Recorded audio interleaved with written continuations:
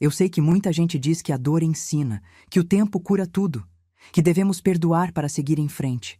Mas essas pessoas, com todo respeito, nunca foram humilhadas na frente da família inteira dentro da própria casa.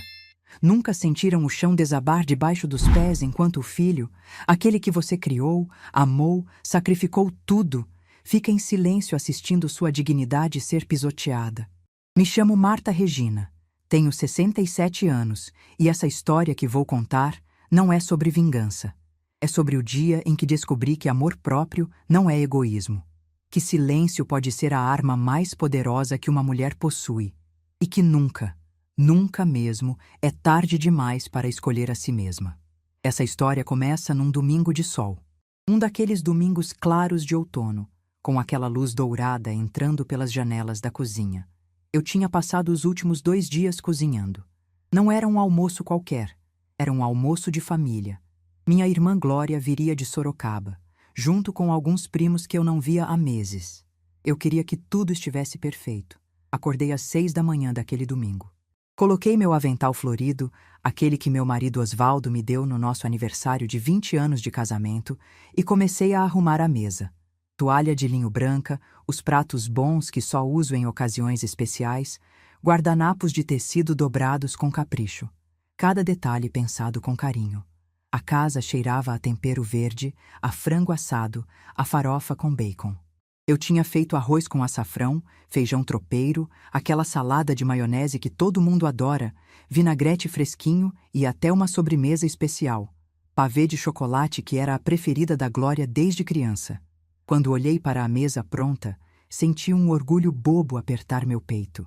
Era uma mesa farta, generosa, feita com as mãos de quem ainda acredita que comida é afeto. Que receber bem as pessoas é uma forma de dizer: eu me importo com vocês. Glória chegou pontualmente ao meio-dia, como sempre. Minha irmã é daquelas pessoas que respeitam o horário, sabe?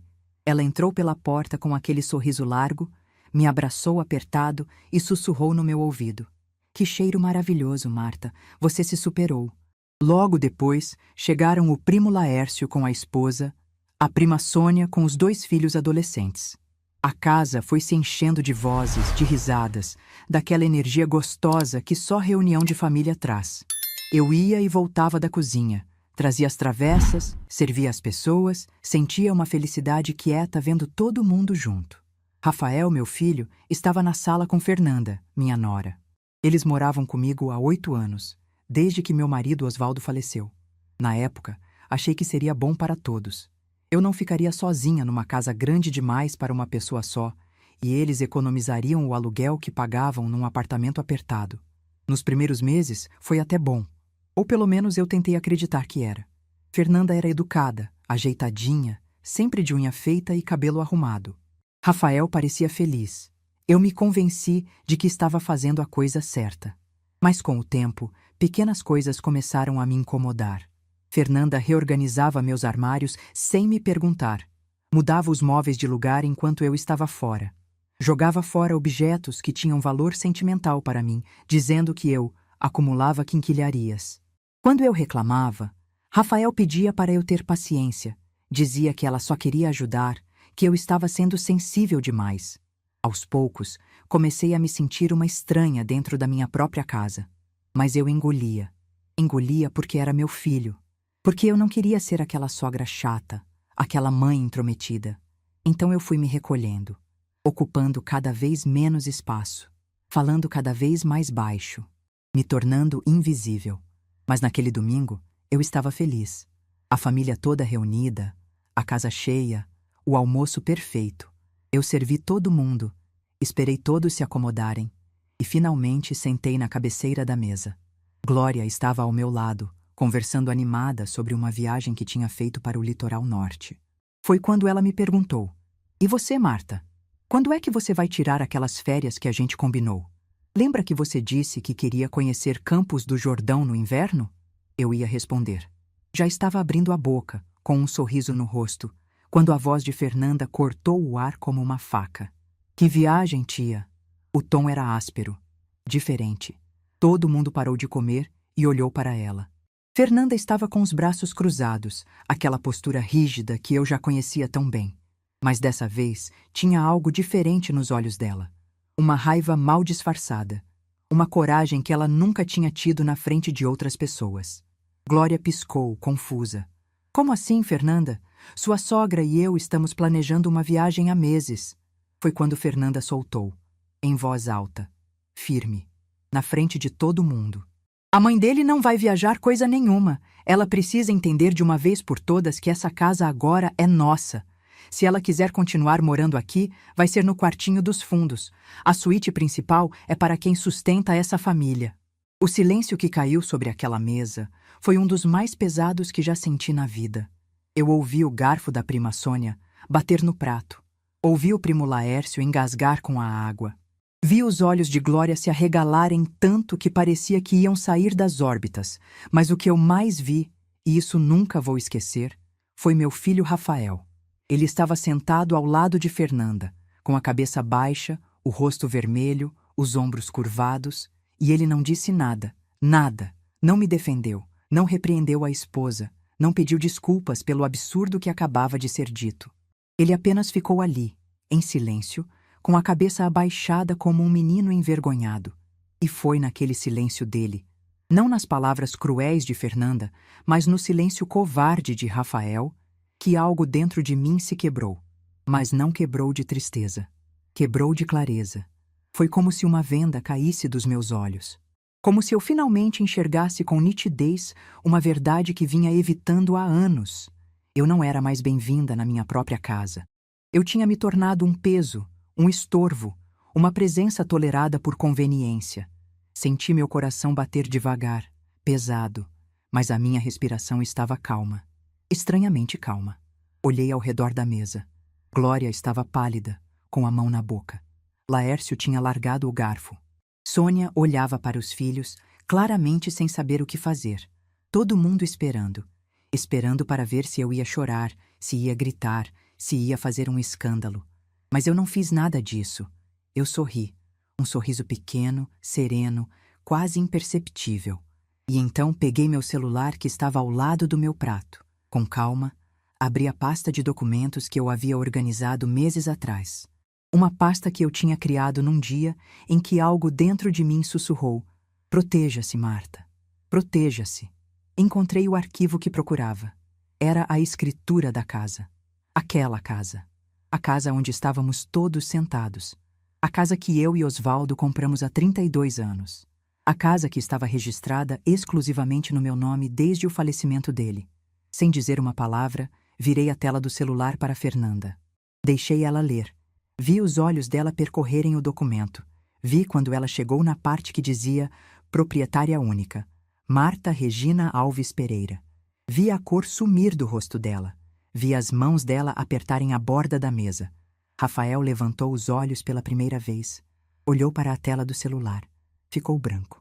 Ainda sem dizer nada, guardei o celular na bolsa. Levantei da cadeira com a dignidade que me restava. Peguei minha bolsa no encosto da cadeira e caminhei em direção à porta. Glória se levantou imediatamente. "Marta, espera." Eu me virei para ela e disse com a voz mais firme que consegui reunir: "Glória, você pode me levar para sua casa? Eu preciso sair daqui agora." Ela nem hesitou. Pegou a bolsa dela e veio comigo. Enquanto caminhávamos em direção ao carro, ouvi a voz de Rafael atrás de mim. Mãe, espera. A gente precisa conversar."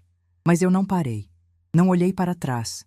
Entrei no carro de Glória, fechei a porta e quando ela ligou o motor, deixei uma única lágrima escorrer pelo meu rosto. Glória dirigiu em silêncio pelos primeiros 10 minutos. Então ela perguntou com a voz embargada: "Você está bem?" Eu respirei fundo.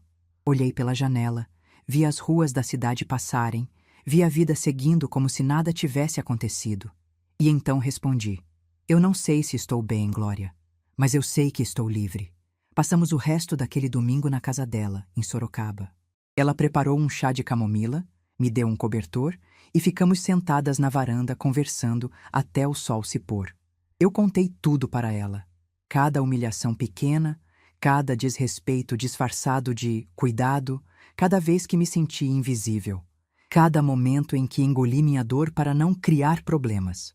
Falei sobre como Fernanda havia jogado fora a foto de casamento que eu mantinha na sala, dizendo que estava velha e feia.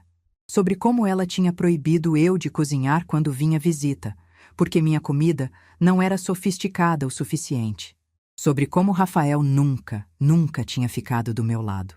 Glória me ouviu com lágrimas nos olhos. E quando terminei de falar, ela segurou minhas mãos e disse: Marta, você sabe o que precisa fazer, né? Eu sabia. Pela primeira vez em anos, eu sabia exatamente o que precisava fazer. Naquela noite, deitada no quarto de hóspedes da Casa da Glória, peguei meu celular. Tinha 15 mensagens de Rafael, todas dizendo a mesma coisa, que precisávamos conversar, que tinha sido um mal-entendido, que Fernanda não tinha querido dizer daquele jeito, que eu estava exagerando. Não respondi nenhuma.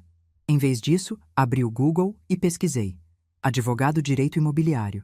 Encontrei o Dr. Sérgio, um advogado com ótimas avaliações, especializado em questões de propriedade.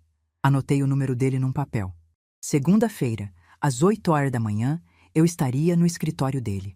Porque o que Fernanda e Rafael não sabiam, o que ninguém ali naquela mesa sabia, é que eu já tinha me preparado para esse momento há muito tempo.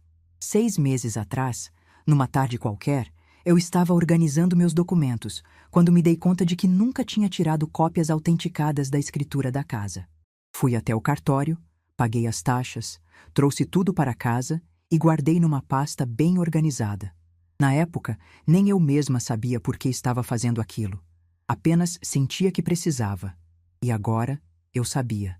Meu inconsciente estava me protegendo antes mesmo de eu admitir conscientemente que precisava de proteção. Olhei para o teto do quarto escuro e senti algo que não sentia há muito tempo. Não era raiva. Não era tristeza. Era determinação. Porque eles achavam que eu era uma velha indefesa, dependente, sem opções. Achavam que podiam me humilhar, me colocar no quartinho dos fundos, me tratar como um móvel velho que já não serve mais. Mas o que eles não sabiam é que eu já tinha tomado uma decisão que mudaria tudo. E em 7 dias, a vida deles viraria de cabeça para baixo. Fechei os olhos e, pela primeira vez em anos, dormi em paz.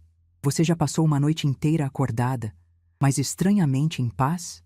Foi assim que passei aquela primeira noite na casa de Glória. Deitada numa cama que não era minha, olhando para um teto desconhecido, mas sentindo algo que não sentia há anos. Liberdade. Não consegui dormir direito. Mas não era a insônia angustiante de quem está preocupada. Era aquela vigília de quem está tomando decisões. De quem está, pela primeira vez em muito tempo, colocando a si mesma em primeiro lugar. Às 6 da manhã de segunda-feira, já estava de pé. Glória me encontrou na cozinha, tomando café, com meu celular na mão e uma expressão que ela depois me disse que nunca tinha visto no meu rosto antes. Você dormiu? Ela perguntou, ainda de roupão. Pouco. Mas estou bem. Muito bem, na verdade. Ela sentou na minha frente, serviu café para ela também e ficou me observando em silêncio por alguns segundos. Você vai fazer o que eu acho que você vai fazer? Perguntou com aquele jeito direto dela. Vou procurar um advogado. Hoje mesmo. Glória assentiu devagar, com um meio sorriso nos lábios. Eu estava torcendo para você dizer isso. Às 8h15 da manhã, eu estava na porta do escritório do Dr. Sérgio Mendes, advogado especializado em direito imobiliário. O escritório ficava numa sala comercial simples, no centro da cidade, nada muito sofisticado, mas as avaliações online eram excelentes. Profissional sério, honesto, direto, dizia um dos comentários. Era exatamente o que eu precisava. A recepcionista me recebeu com um sorriso gentil. Eu tinha ligado no dia anterior, no fim da tarde de domingo, e conseguido um encaixe para a primeira hora da segunda-feira. Ela deve ter percebido a urgência na minha voz. Dr. Sérgio era um senhor de uns 55 anos, cabelos grisalhos, óculos de armação grossa, aquele jeitão calmo de quem já viu de tudo na vida. Ele me cumprimentou com um aperto de mão firme e me convidou para sentar. Dona Marta, a senhora mencionou no telefone que tem uma questão de propriedade para resolver. Pode me contar? E eu contei. Tudo. Desde o dia que Rafael e Fernanda foram morar comigo, passando pelas humilhações pequenas e constantes, até aquele domingo fatídico em que fui expulsa verbalmente da minha própria casa na frente da família inteira. Doutor.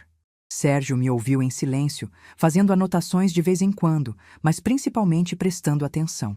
Quando terminei, ele tirou os óculos, limpou as lentes com um paninho e disse: Dona Marta, a senhora trouxe a documentação da casa? Abri minha bolsa e tirei a pasta. Escritura original, certidão de óbito do meu marido, certidão negativa de débitos, IPTU quitado, tudo organizado e autenticado. Ele analisou cada documento com cuidado. Depois de uns 5 minutos, ergueu os olhos e falou com uma clareza que me deu um alívio imenso. A casa está exclusivamente no seu nome. Seu filho e sua nora são ocupantes sem qualquer direito de propriedade. A senhora pode, se quiser, solicitar uma ação de reintegração de posse. É seu direito legal. Senti meu coração acelerar. E quanto tempo isso leva? Para notificar e dar prazo para desocupação voluntária? Cerca de 1 semana. Se eles não saírem voluntariamente, aí sim precisaremos entrar com despejo judicial, o que pode levar alguns meses. Mas geralmente, quando as pessoas recebem a notificação oficial, entendem a gravidade da situação. Respirei fundo. Era isso. Era exatamente isso que eu precisava fazer. Doutor, eu quero seguir com isso.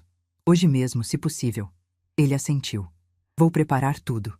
A senhora precisa assinar uma procuração me dando poderes para representá-la, e eu protocolo o pedido ainda hoje. Até o final da semana eles estarão notificados. Assinei a procuração sem hesitar.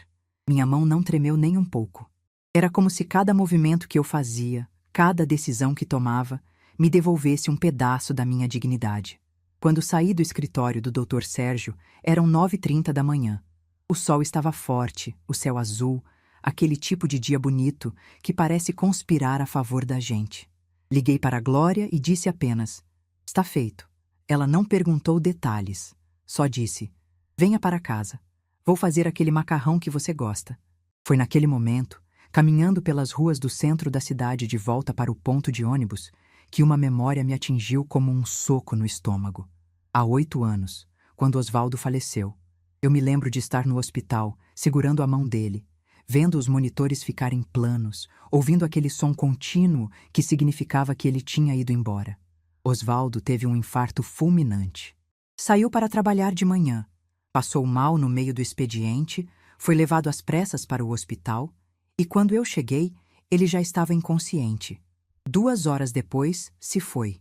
Nunca tive tempo de me despedir direito. Nunca ouvi um "eu te amo" final. Ele simplesmente não estava mais lá.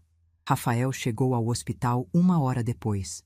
Eu estava no corredor, sentada naquelas cadeiras duras de plástico, ainda em choque, ainda tentando processar que meu marido de 35 anos tinha acabado de morrer. Meu filho me abraçou e chorou comigo. Naquele momento, eu senti que pelo menos não estava sozinha, que eu tinha Rafael, que nós tínhamos um ao outro. Nos dias que se seguiram ao funeral, a casa ficou absurdamente silenciosa. Osvaldo sempre foi daqueles homens presentes que conversam, que enchem a casa de vida. E, de repente, só havia silêncio. Foi Rafael quem sugeriu.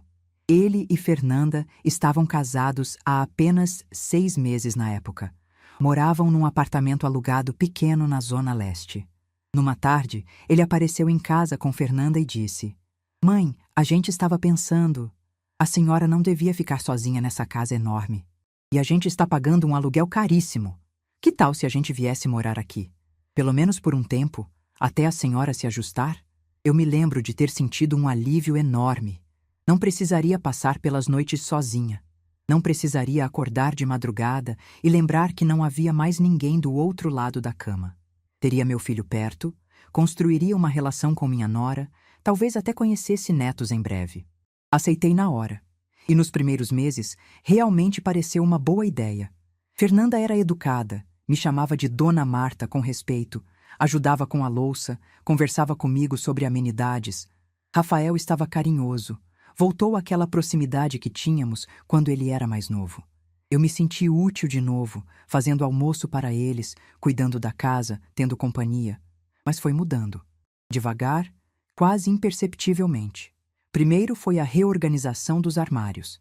Fernanda disse que queria otimizar o espaço, então tirou todas as minhas louças antigas dos armários da cozinha e colocou na despensa. Substituiu por um jogo novo que ela tinha ganhado de casamento. Quando eu reclamei, ela disse que as minhas estavam velhas, que era melhor assim. Depois foi a sala. Ela mudou os móveis de lugar enquanto eu estava na igreja. Quando voltei, a sala estava completamente diferente. O sofá que ficava de frente para a janela, onde Osvaldo adorava sentar para tomar café da tarde, estava encostado na parede oposta. Quando perguntei por quê, ela disse que ficava melhor assim, mais moderno. E Rafael? Rafael sempre dizia a mesma coisa. Mãe, ela só está tentando ajudar. Não fica assim. Ela tem bom gosto. Deixa ela fazer. O pior momento, o que mais me marcou antes daquele domingo fatídico, foi quando ela jogou fora a foto do meu casamento. Era uma fotografia grande, emoldurada, que ficava na estante da sala. Eu e Osvaldo, no dia do nosso casamento, há 43 anos.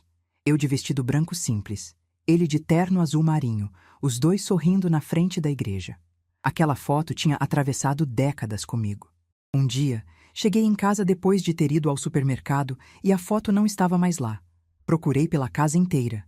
Quando perguntei para Fernanda, ela disse com a maior naturalidade: "Ah, aquilo." Joguei fora, dona Marta. A moldura estava quebrada e a foto estava amarelada. Ficava feio ali. Senti como se tivessem arrancado um pedaço de mim. Fernanda, aquela era a foto do meu casamento. Você não tinha o direito de jogar fora sem me perguntar. Ela deu de ombros. Desculpa, mas já foi pro lixo. E o caminhão já passou. Fui até o Rafael naquela noite, com os olhos cheios de lágrimas, e contei o que tinha acontecido. Esperei que ele ficasse indignado, que fosse falar com a esposa, que entendesse a gravidade do que ela tinha feito, mas ele apenas suspirou e disse: Mãe, ela não fez por mal. Foi só uma foto velha. A gente pode mandar imprimir outra. Foi naquele momento que comecei a entender que eu estava sozinha, que Rafael tinha escolhido o lado dele, e que esse lado não era o meu.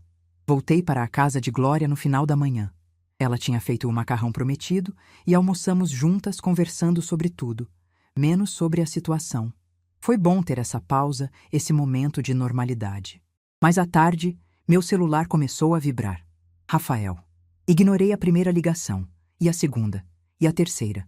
Então vieram as mensagens. Mãe, por favor, atende. A gente precisa conversar. Não foi nada daquilo que você pensou. Fernanda estava nervosa. Ela não quis dizer daquele jeito. Você está exagerando. Foi só um mal-entendido. Pelo menos me dá a chance de explicar. Li todas. Não respondi nenhuma. Glória, que estava sentada ao meu lado no sofá, perguntou: Ele está insistindo? Muito. E você vai responder? Desliguei a tela do celular e coloquei ele de lado. Não. Agora eu preciso de silêncio. E ele precisa entender que as ações têm consequências. Na terça-feira, Rafael apareceu na casa de Glória. Tocou a campainha 3 vezes seguidas, bateu na porta, gritou meu nome.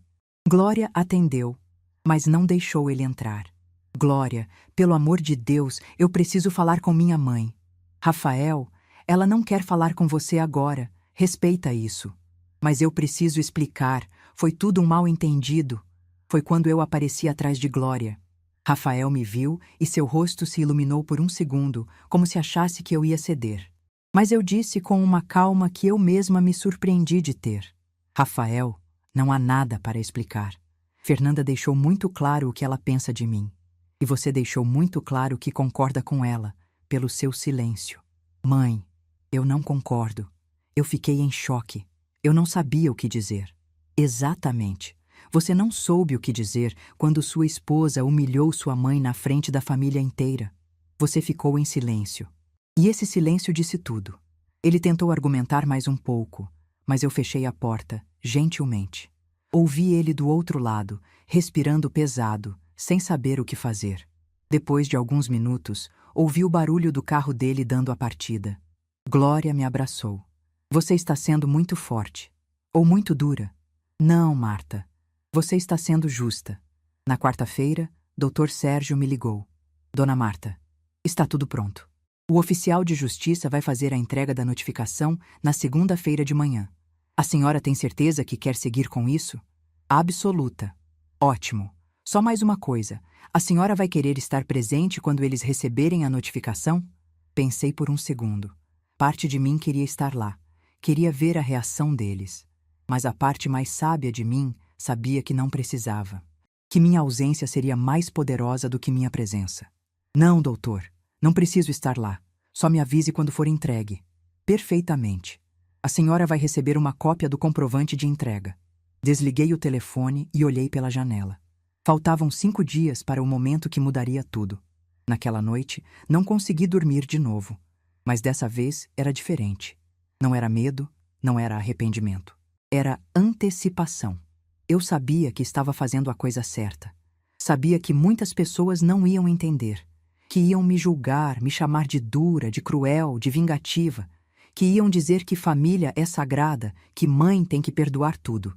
Mas eu também sabia outra coisa. Respeito não é opcional. Dignidade não é negociável. E amor que te faz sentir invisível não é amor de verdade. No domingo, exatamente uma semana depois daquele almoço fatídico, Glória me levou para dar uma volta no parque. A gente caminhou em silêncio por uns 20 minutos, só apreciando o dia bonito, o sol da tarde, as crianças brincando. Então ela perguntou: "Você está com medo? Do que está por vir?" Pensei por um momento antes de responder. Não é medo, Glória. É expectativa. Sabe quando você está prestes a fazer algo que vai mudar sua vida para sempre, e você não sabe exatamente o que vem depois, mas sabe que não pode mais continuar como estava? Ela assentiu. Sei sim. Então é isso. Amanhã de manhã, às 9h, alguém vai bater na porta da minha casa.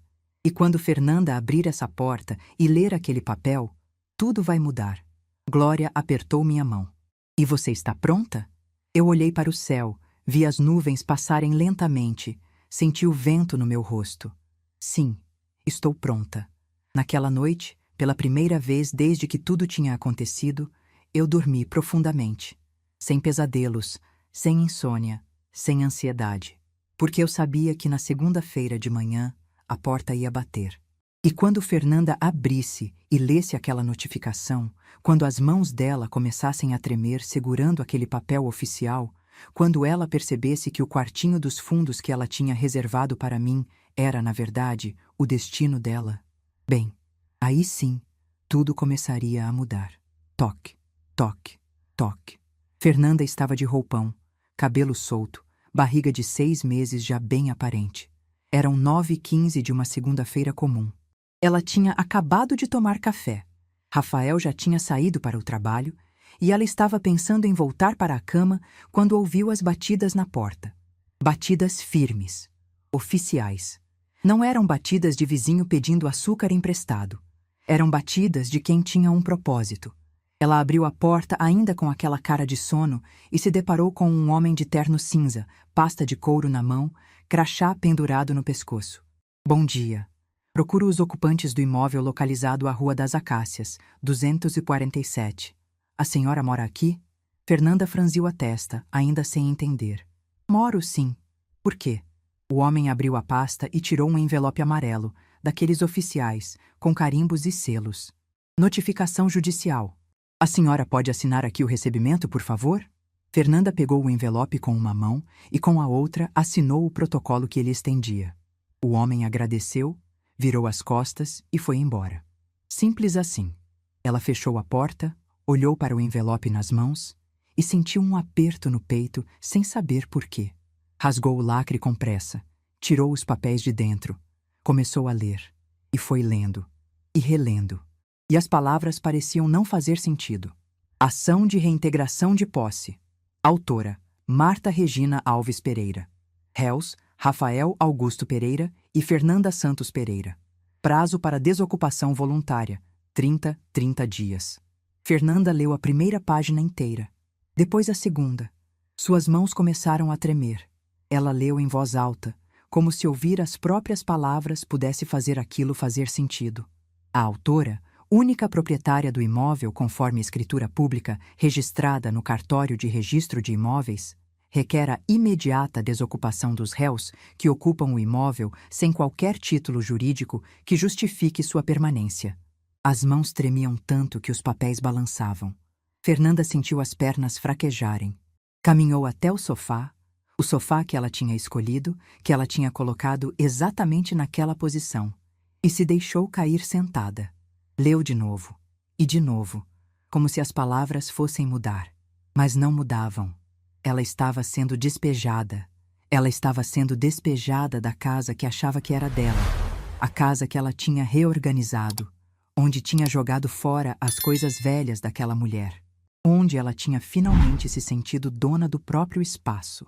E agora essa mulher, aquela velha que ela tinha colocado no devido lugar, estava pedindo para a justiça tirar ela de lá. Fernanda olhou para a barriga. 6 meses de gravidez, seu primeiro filho, e ela ia ser despejada. Pegou o celular com as mãos ainda tremendo e discou para Rafael. Tocou uma vez, 2, 3. Amor, eu estou numa reunião, não posso... Rafael, volta para casa agora! Ele ficou em silêncio por 2 segundos. O que aconteceu? Você está bem? O bebê... Acabou de chegar um oficial de justiça aqui.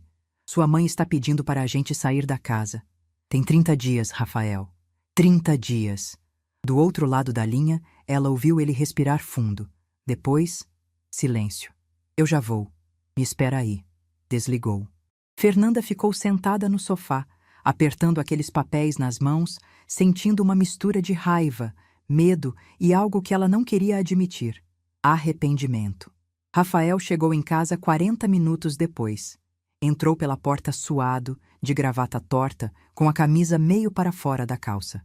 Tinha saído correndo da empresa. Fernanda estava no mesmo lugar, no sofá, com os papéis na mão e os olhos vermelhos de tanto chorar. Ele sentou ao lado dela, pegou os papéis e começou a ler. Fernanda via a expressão dele mudando a cada linha. Primeiro confusão, depois surpresa, depois medo. Não pode ser verdade, ele sussurrou. É verdade, Rafael. Sua mãe quer a gente fora daqui. Em 30 dias, Rafael passou a mão pelo rosto, respirou fundo e pegou o celular. Discou para Marta. Tocou, e tocou, e tocou. Caixa postal. Tentou de novo. Caixa postal. E de novo, e de novo. 10 ligações. Todas caíram na caixa postal. Ele olhou para Fernanda desesperado. Ela não atende. Faz ela atender, Rafael! Fernanda gritou e então começou a chorar de novo. Eu estou grávida. A gente não tem para onde ir. Sua mãe não pode fazer isso. Rafael levantou do sofá, começou a andar de um lado para o outro, a mão na cabeça tentando pensar. Eu vou até a casa da tia Glória. Ela deve estar lá. A gente conversa, a gente explica. Explica o quê, Rafael? Fernanda se levantou também, a voz estridente. Você acha que ela vai voltar atrás porque a gente vai lá pedir desculpas? Ela já tomou a decisão. Ela já entrou com processo. Mas eu sou filho dela. Ela não vai deixar o neto dela nascer sem ter onde morar. Fernanda riu. Um riso amargo, sem graça. Ela não vai, né? Assim como você não deixou ela ser humilhada na frente da família inteira naquele domingo? Rafael ficou pálido. Olhou para a esposa e não soube o que dizer. Porque Fernanda tinha acabado de dizer a verdade que ele não queria encarar. Naquela tarde, Rafael dirigiu até Sorocaba. Foram quase 2 horas de viagem, com o trânsito pesado e a cabeça dele rodando em 1000 pensamentos. Quando chegou na casa de Glória, já era quase 16 horas. Tocou a campainha. 1 vez, 2, 3. Glória atendeu. Quando viu Rafael, sua expressão endureceu. O que você quer? Tia, eu preciso falar com minha mãe. Por favor. Ela não quer falar com você. Tia Glória, pelo amor de Deus, a gente recebeu uma notificação de despejo. Fernanda está grávida. A gente não tem para onde ir. Glória cruzou os braços e inclinou a cabeça, como se estivesse avaliando um inseto curioso. Engraçado, né, Rafael? Quando sua mãe precisou de você para defendê-la daquela humilhação, você ficou quieto. Mas agora que você precisa dela, você vem até Sorocaba implorar. Eu sei que errei.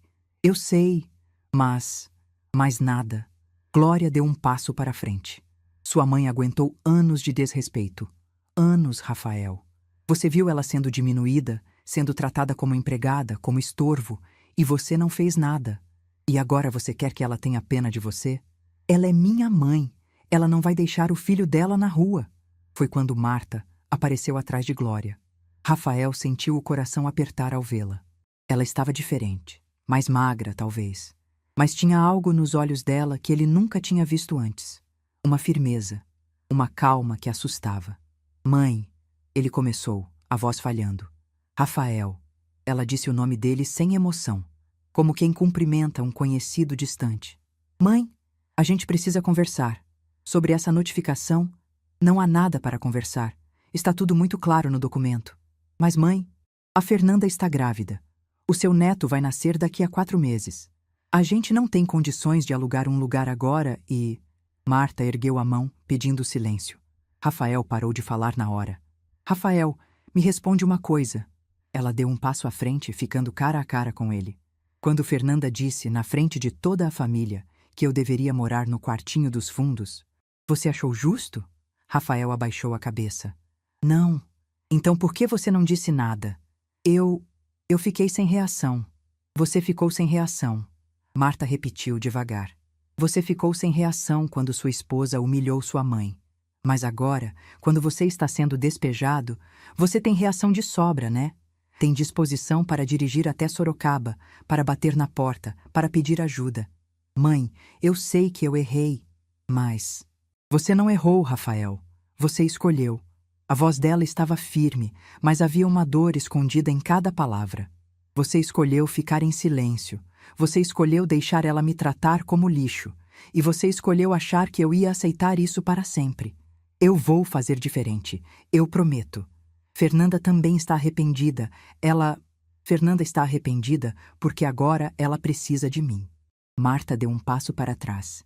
Mas durante anos, quando ela me destratava, jogava minhas coisas fora, me proibia de fazer coisas na minha própria casa. Ela não estava arrependida. E você também não. Rafael sentiu as lágrimas encherem seus olhos. Então é isso? Você vai deixar a gente na rua?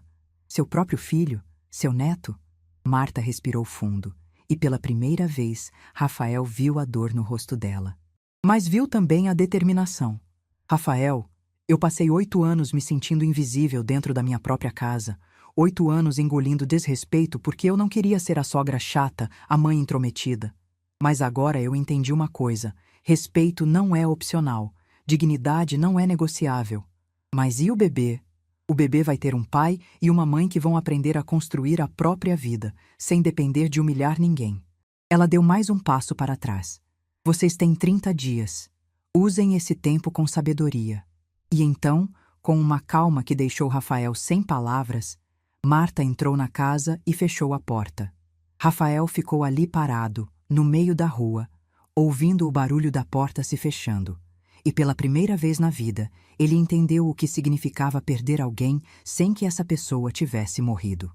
Ele voltou para casa dirigindo no piloto automático. Entrou em casa, já era noite. Fernanda estava na cozinha, fazendo um chá, com os olhos inchados. E aí, ela voltou atrás? Rafael balançou a cabeça devagar. Não. Como não? Você falou do bebê? Você implorou? Eu falei tudo, Fernanda. E ela não vai voltar atrás. Fernanda sentou na cadeira, colocou a cabeça entre as mãos e começou a chorar de novo. A gente está ferrado. A gente está completamente ferrado. Rafael ficou ali parado, olhando a esposa chorar, sentindo o peso da situação cair sobre ele como uma tonelada de tijolos. E então, pela primeira vez, algo diferente atravessou sua mente. Não foi raiva da mãe. Não foi indignação pela injustiça. Foi a percepção clara, dolorosa, inevitável, de que ele tinha feito isso. Ele tinha deixado as coisas chegarem a esse ponto. Ele tinha ficado em silêncio quando deveria ter falado. Ele tinha escolhido o caminho fácil e agora estava pagando o preço. Os dias que se seguiram foram uma mistura de pânico, tentativas frustradas e realidade batendo na porta.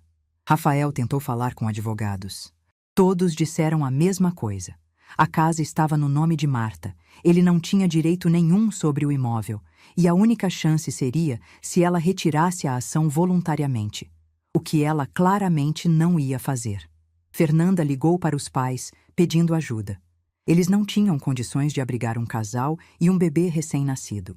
Moravam num apartamento pequeno, já estavam sustentando a irmã mais nova de Fernanda, que tinha ficado desempregada. Rafael tentou alugar um apartamento, mas os aluguéis estavam caros, exigiam 3 meses de caução, fiador, e o salário dele mal cobria isso tudo. Eles estavam, pela primeira vez, entendendo o que era viver sem rede de segurança. A casa que achavam que era deles, nunca tinha sido. E a mulher que achavam que era fraca, era, na verdade, a mais forte de todos. No 15º dia após a notificação, o celular de Rafael tocou. Número desconhecido. Atendeu. Alô? Rafael, sou eu?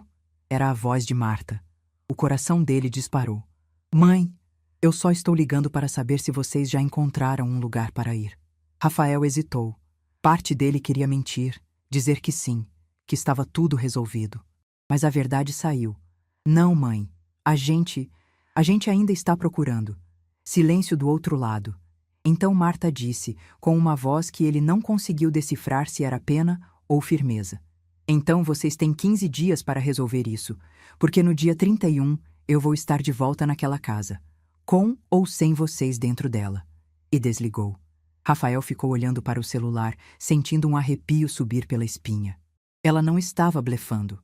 Sua mãe, aquela mulher que ele sempre achou que ia perdoar tudo, que ia aceitar qualquer coisa, tinha mudado. E ele não sabia se ainda haveria tempo de consertar o que ele tinha quebrado. Fernanda apareceu na porta do quarto. Quem era? Rafael olhou para ela, com os olhos marejados. Era minha mãe. E ela não vai voltar atrás, Fernanda. A gente tem 15 dias. Fernanda levou a mão à barriga, sentindo o bebê se mexer pela primeira vez naquele dia. E pela primeira vez, desde aquele domingo fatídico, ela entendeu. Ela tinha humilhado a mulher errada. E agora estava pagando o preço. Dia 30. Véspera do prazo final. Rafael e Fernanda conseguiram, finalmente, um apartamento. Era pequeno, num bairro distante, longe do trabalho, longe de tudo. 2 quartos apertados, cozinha minúscula, sem vaga na garagem. O aluguel consumia quase metade do salário de Rafael e ainda precisaram pegar dinheiro emprestado com o pai de Fernanda para pagar a caução e os 3 meses adiantados que a imobiliária exigiu. Mas era o que tinha. Era o que eles conseguiram. O caminhão de mudança estava marcado para as 8 horas da manhã do dia 31. Rafael tinha tirado o dia de folga no trabalho. Fernanda, agora com 7 meses e meio de gravidez, não podia carregar peso. Estava sentada no sofá. Aquele sofá que ela tinha escolhido com tanto cuidado, observando os 2 carregadores que Rafael tinha contratado, empacotando tudo em caixas de papelão. Cada objeto que ia para dentro de uma caixa parecia um pedaço da vida dela sendo desmontada. A estante que ela tinha comprado, a televisão que eles tinham parcelado em 12 vezes, as cortinas que ela mesma tinha costurado, o quadro decorativo que ela tinha colocado na parede da sala, naquele lugar onde antes ficava a foto velha de Osvaldo e Marta, tudo sendo empacotado, tudo indo embora. E o pior, ela sabia que era culpa dela. Rafael entrou pela porta carregando mais uma pilha de caixas vazias. Ele estava suado, com olheiras profundas. Não dormia direito há dias. O peso da situação tinha envelhecido ele uns 5 anos em 1 mês. Fernanda, você separou as coisas do quarto? Ela assentiu, sem dizer nada. Ele parou, olhou para ela e suspirou. Eu sei que está difícil, mas a gente vai conseguir. Fernanda deu um riso curto, sem humor. Vai? A gente vai conseguir em um apartamento de 40 metros quadrados, pagando um aluguel que não temos condições, com um bebê chegando daqui a 2 meses? Rafael não respondeu, porque não havia resposta. Ele voltou para o quarto, continuou empacotando. Às 10 horas da manhã, a maior parte das coisas já estava no caminhão. Os carregadores estavam terminando de desmontar a cama do casal quando Rafael ouviu o barulho de um carro parando na frente da casa. Ele olhou pela janela e sentiu o estômago revirar. Era Marta. Ela desceu do carro, um Uber pelo visto, com uma bolsa pequena na mão e aquela postura ereta, digna, que ele conhecia tão bem. Usava uma blusa clara, calça de linho, cabelo arrumado. Estava diferente. Mais leve, talvez. Como se um peso tivesse saído dos ombros dela. Marta não entrou imediatamente. Ficou ali parada na calçada, olhando para a casa. Sua casa. A casa que ela tinha comprado com Osvaldo há 32 anos. A casa onde tinha criado Rafael. A casa de onde tinha sido expulsa há um mês atrás. E agora ela estava de volta. Rafael saiu pela porta da frente, desceu os degraus e ficou parado a uns 3 metros dela. Mãe! Marta olhou para ele. Seus olhos se encontraram por um segundo longo, carregado de tudo que não tinha sido dito. Rafael! Ela cumprimentou com a cabeça. Eu vim ver como está o andamento. A gente está quase terminando. Ele engoliu seco. Mais 1 hora e a casa fica livre. Ótimo! O tom dela era neutro, educado, mas distante, como se estivesse falando com um estranho. Foi quando Fernanda apareceu na porta. Ela desceu os degraus devagar, uma mão apoiada na barriga, o rosto inchado de cansaço e choro. Quando viu Marta, parou. As duas mulheres se encararam. E o silêncio que se instalou era tão pesado que até os carregadores pararam de trabalhar por um segundo. Fernanda foi a primeira a falar. Sua voz saiu baixa, quase um sussurro. A senhora está satisfeita agora? Marta inclinou a cabeça levemente, como se estivesse avaliando a pergunta. Satisfeita? Ela repetiu a palavra devagar. Não, Fernanda. Eu não estou satisfeita. Eu estaria satisfeita se as coisas nunca tivessem chegado a este ponto. A senhora está nos jogando na rua. Eu estou grávida de 7 meses. A gente não tem condições. Vocês têm condições? Marta interrompeu firme. Vocês encontraram um apartamento? Não encontraram? Vocês têm onde morar. Ninguém vai dormir na rua. Mas a senhora sabe que a gente não tem condições financeiras. O aluguel que vocês vão pagar agora é o que eu deixei de cobrar de vocês durante 8 anos. Marta deu um passo à frente. Durante 8 anos vocês moraram aqui sem pagar 1 centavo de aluguel, sem pagar conta de luz, de água, de nada. Eu sustentei vocês. Eu cozinhei para vocês. Eu limpei para vocês. E em troca, vocês me trataram como empregada. Fernanda abriu a boca para responder, mas nada saiu, porque era verdade. E ela sabia. Fernanda, você me disse, na frente da minha família inteira, que eu deveria morar no quartinho dos fundos. Marta continuou, a voz firme mas controlada. Você disse que essa casa era sua, que eu deveria aceitar meu lugar. Lembra? Fernanda baixou os olhos. Eu estava nervosa naquele dia. Eu não devia ter dito daquele jeito. Não era o jeito, Fernanda. Era o conteúdo. Marta balançou a cabeça. Você realmente acreditava que essa casa era sua? Que eu era uma intrusa? Que você tinha o direito de me colocar no meu lugar? Eu estava errada. A voz de Fernanda saiu embargada. Eu estava errada, eu sei. Mas a senhora não pode fazer isso com a gente.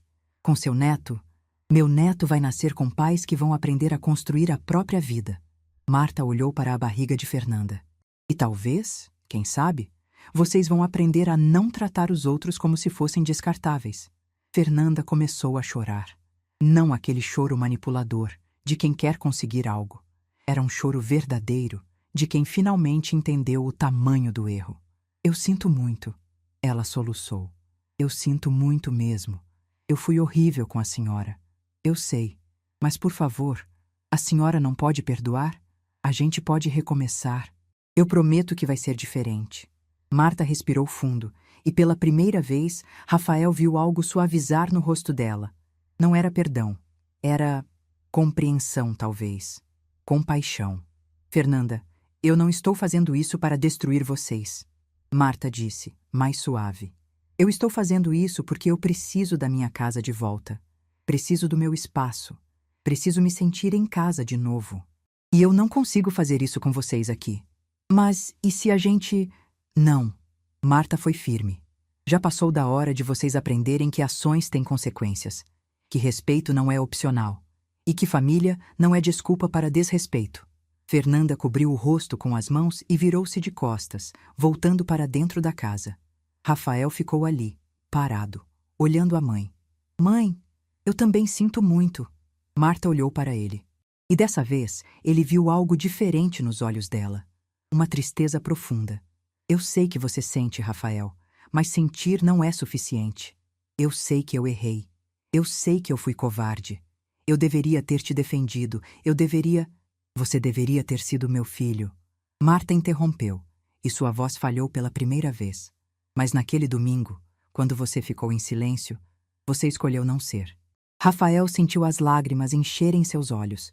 Eu posso mudar isso? A gente pode voltar a ter uma relação? Marta olhou para ele por um longo momento. Não sei, Rafael. Sinceramente, não sei. Ela ajustou a bolsa no ombro. Mas o que eu sei é que eu não vou mais aceitar migalhas de afeto. Eu não vou mais aceitar ser invisível. Então, se você quiser ter uma relação comigo, vai ter que ser com respeito, com dignidade. Não porque eu sou sua mãe e você sente obrigação, mas porque você realmente se importa. Eu me importo. Eu sempre me importei. Não, Rafael. Marta balançou a cabeça devagar. Você nunca me colocou em primeiro lugar. Nunca. E eu passei a vida inteira aceitando isso. Mas não aceito mais. Ela começou a caminhar em direção à porta da casa. Rafael deu um passo, como se fosse segui-la, mas parou. Mãe, eu te amo. Marta parou no meio do caminho. Ficou de costas para ele por alguns segundos. Então, sem se virar, disse: Eu também te amo, Rafael. Sempre vou amar. Mas amor sem respeito é um amor que machuca. E entrou na casa. Às 13 horas, o caminhão de mudança partiu. A casa estava vazia. Não completamente vazia. Os móveis que eram de Marta ainda estavam lá. O sofá antigo que ela e Osvaldo tinham comprado, a mesa de jantar de madeira, a estante com os livros. Mas todo o resto tinha ido embora. Rafael e Fernanda ficaram parados na calçada por um momento, olhando para a casa. Aquela casa que durante 4 anos eles tinham achado que era deles. Fernanda estava com os olhos inchados, a mão na barriga. Rafael estava pálido, exausto, vazio. A gente precisa ir, ele disse baixinho. Os carregadores estão esperando no apartamento. Fernanda assentiu. Eles entraram no carro. Rafael deu a partida, mas antes de sair, olhou uma última vez pela janela. Viu Marta na janela da sala, olhando para fora. Os olhos dos dois se encontraram por um segundo. E então Rafael pisou no acelerador e foi embora. Dentro da casa, Marta ficou parada na sala vazia por um longo tempo. Era estranho. A casa estava do jeito que ela lembrava, mas ao mesmo tempo parecia diferente. Maior, mais silenciosa. Ela caminhou devagar pelos cômodos.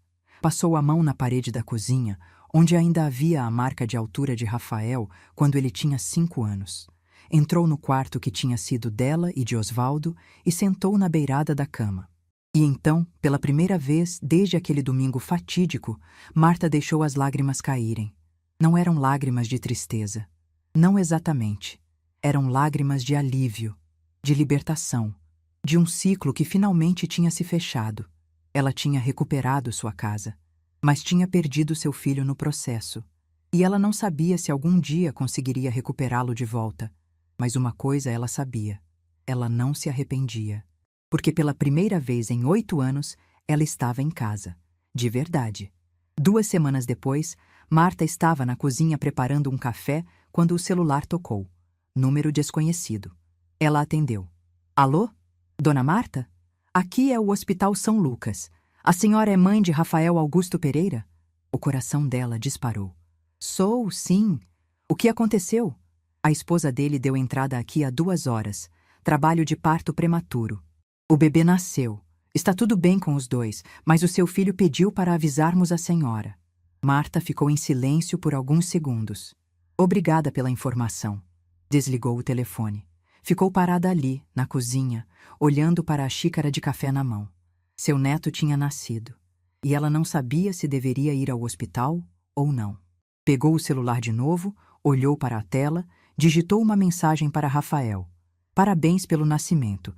Quando vocês estiverem prontos para uma relação de verdade, com respeito, eu estarei aqui. Enviou. Colocou o celular de lado e voltou a tomar seu café. Sozinha, mas em paz. A escada estava apoiada na parede da sala. Marta segurava o rolo de tinta com cuidado, passando a cor bege suave sobre o branco antigo que dominava aquele cômodo há décadas. Tinha música tocando no rádio. Aquelas músicas antigas que Osvaldo adorava, e o sol da manhã entrava pelas janelas abertas, trazendo com ele o cheiro de jasmim do jardim. Ela parou por um segundo, desceu da escada e olhou para o trabalho. Metade da parede já estava pintada. Ficou bonito. Diferente. Novo. Glória estava sentada no sofá. O sofá antigo, aquele que Marta e Osvaldo tinham comprado juntos, tomando café e observando a irmã com um sorriso no rosto. Você está mesmo decidida a reformar a casa inteira, né? Marta desceu da escada, limpou as mãos num pano e pegou sua xícara de café que estava na mesinha de centro. Não é reformar, Glória. É recomeçar. Ela soprou o café quente. Essa casa ficou parada no tempo durante anos. Está na hora de ela respirar de novo. Glória assentiu, orgulhosa. E você também, irmã. Você também está respirando de novo. Marta sorriu. Aquele sorriso pequeno, sereno, de quem finalmente encontrou paz. 6 meses haviam se passado desde aquele dia. 6 meses desde que Rafael e Fernanda saíram daquela casa pela última vez. 6 meses desde que Marta tinha recuperado não apenas sua casa, mas sua dignidade. E nesses 6 meses, muita coisa tinha mudado. Nos primeiros dias sozinha, Marta se sentiu estranha. A casa estava silenciosa demais, grande demais, vazia demais. Ela acordava de manhã e ainda esperava ouvir os passos de Rafael indo para o trabalho, ou a voz de Fernanda no telefone. Mas aos poucos, o silêncio deixou de ser pesado e se tornou libertador. Marta começou a fazer coisas que não fazia há anos. Acordava na hora que queria. Tomava café da manhã na varanda, de roupão, sem pressa. Deixava a louça na pia quando estava cansada. Assistia seus programas de TV favoritos sem ninguém reclamar. Reorganizava os móveis do jeito que gostava. Era estranho, no começo, ter tanto espaço só para si. Mas era bom. Na segunda semana, Glória apareceu com uma proposta. Marta, eu vou viajar para Campos do Jordão no mês que vem. Você vem comigo? E pela primeira vez em 8 anos, Marta disse sim, sem precisar pedir permissão para ninguém. Elas passaram 5 dias em Campos do Jordão. Marta comprou roupas novas, comeu fondue, visitou lojas de chocolate, tirou fotos. Sentiu-se viva de uma forma que não se sentia há muito tempo. Quando voltou, entrou em casa com malas cheias de lembranças e um coração mais leve. Foi também nessa época que Marta reencontrou Dona Célia, aquela vizinha de 72 anos que tinha ligado para ela, oferecendo apoio quando tudo estava acontecendo. Elas começaram a tomar café juntas, uma vez por semana. Dona Célia contou sua própria história, muito parecida com a de Marta. Filhos que tentaram interná-la num asilo para ficar com sua casa. Uma batalha judicial que durou anos. A libertação que veio quando ela finalmente colocou limites. Sabe o que eu aprendi, Marta? Dona Célia disse, numa dessas tardes de café. A gente passa a vida inteira ensinando as pessoas como nos tratar. Se você aceita desrespeito, elas vão te desrespeitar. Se você exige respeito, elas aprendem. Ou vão embora. Marta nunca esqueceu essas palavras. Ela também se inscreveu num curso de pintura em tela na igreja do bairro. Descobriu que tinha jeito para aquilo. Pintou flores, paisagens, até um retrato de Osvaldo que ficou pendurado na parede do quarto. Fez amizade com outras mulheres do curso. Mulheres da sua idade, com histórias parecidas, com cicatrizes parecidas. Elas se encontravam para almoçar, para conversar, para rir. Marta tinha voltado a rir. E num desses almoços, uma das amigas perguntou: Marta, você não sente falta do seu filho? Marta ficou em silêncio por um momento, mexendo o café com a colherinha. Sinto, todo dia, ela admitiu. Mas eu sinto falta do filho que eu achei que ele era. Não do filho que ele se tornou. E se ele voltasse? Se ele pedisse desculpas de verdade? Marta olhou pela janela, pensativa. Aí eu veria se as desculpas são de verdade. Ou se são só palavras. E então, numa tarde de quinta-feira, 6 meses e meio após a desocupação, Marta recebeu uma mensagem no celular. Era de Rafael.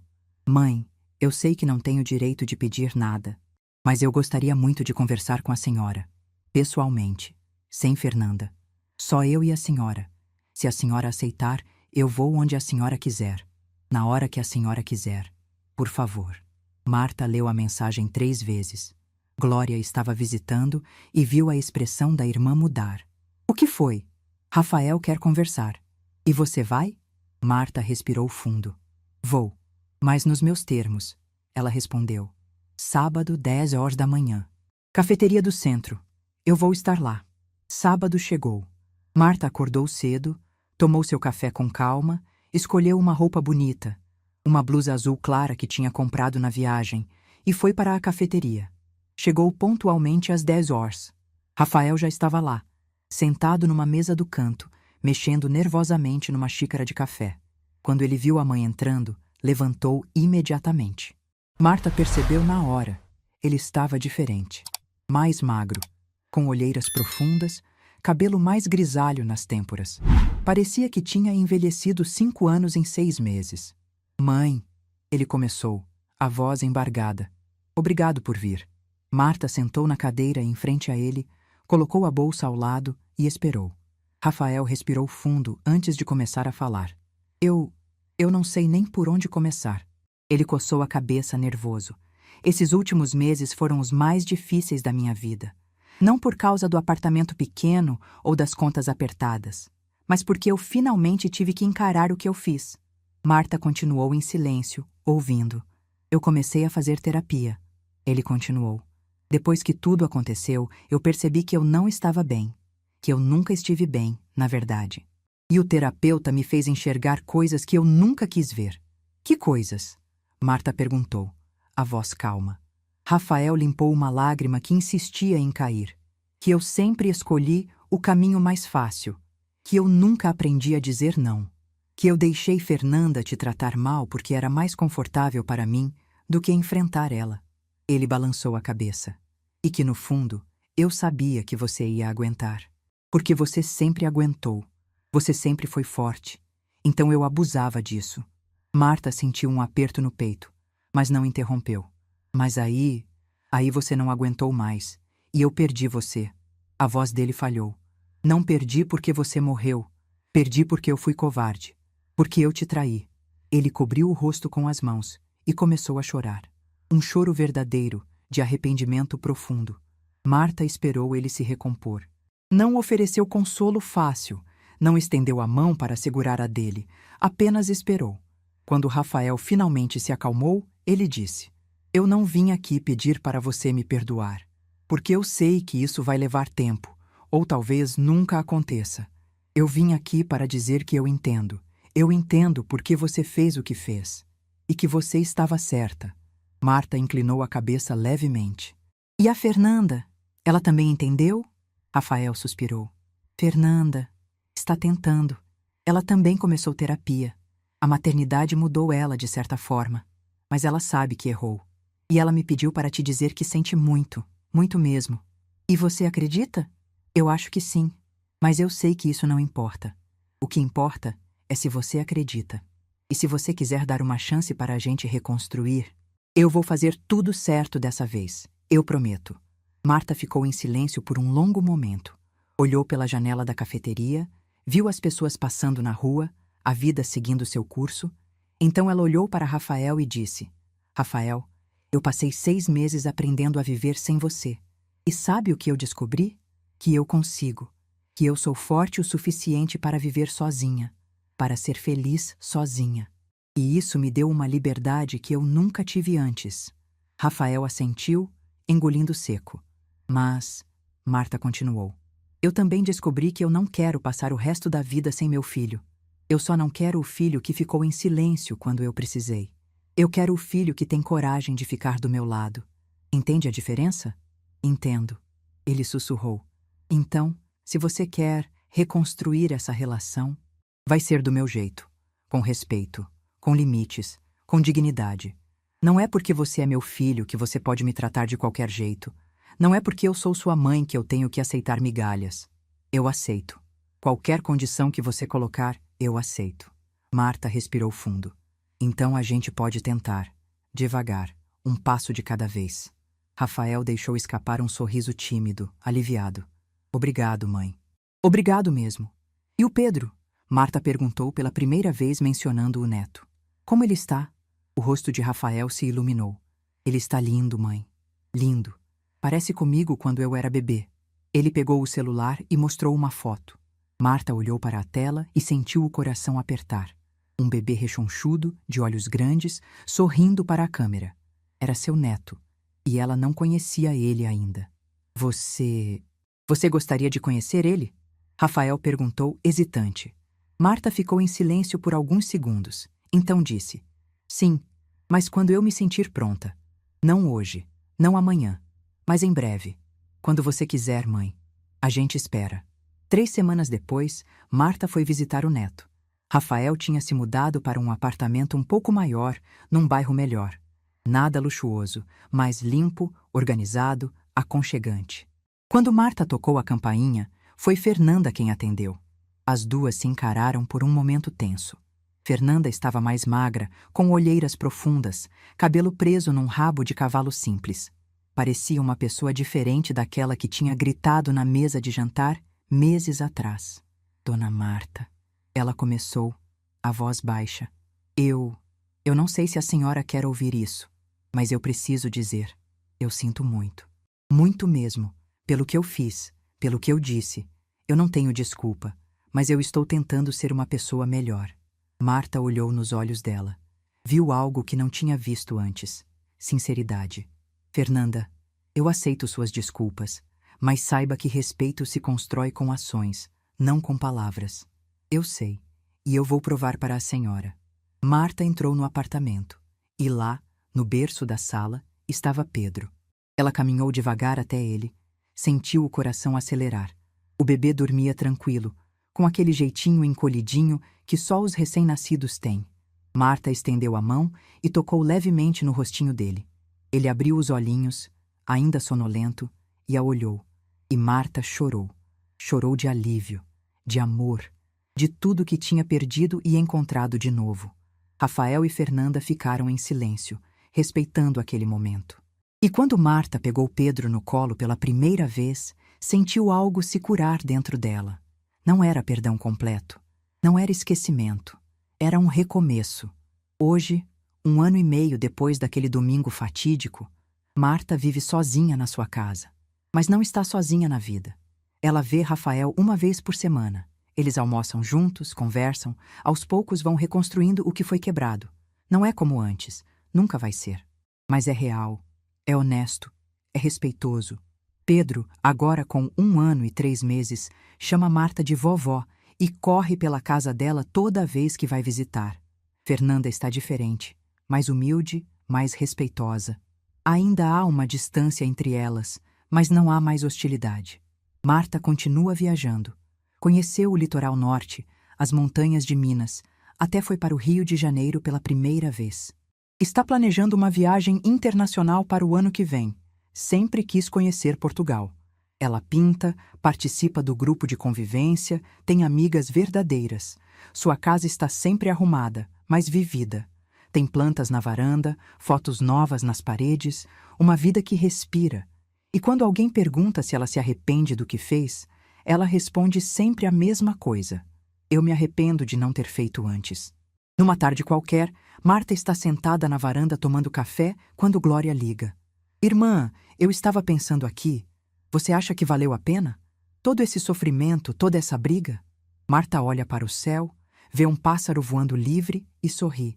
Sabe, Glória, durante muitos anos eu achei que amor significava sacrifício, que ser mãe era aceitar qualquer coisa, que família era sagrada, não importava o preço. E agora? Agora eu sei que amor sem respeito não é amor. Que ser mãe não significa ser capacho. E que família só é sagrada quando é construída com dignidade.